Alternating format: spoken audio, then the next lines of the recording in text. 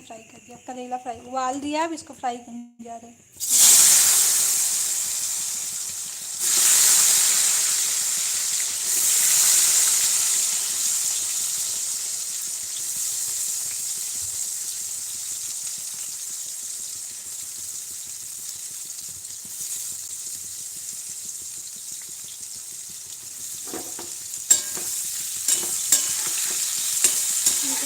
ये करेला फ्राई हो जाएगा, ये भी बनाएंगे, येलो येलो आज बनाएंगे।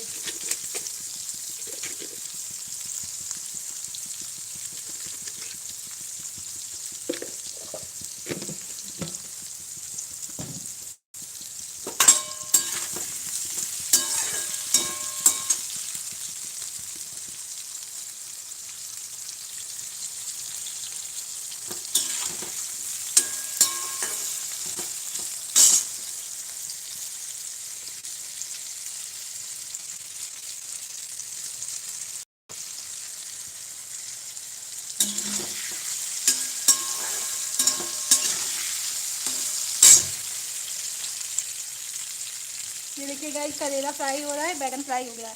उसके बाद करेले को निकाल के उसमें थोड़ा सा हल्दी डाल के, थोड़ा सा दूध डाल के उसे चलाएंगे, उबाल देंगे। फिर उसका करेला बैगन मिला के थोड़ा सा नमक, सौंफ, गरम मसाला मिला के बना देंगे।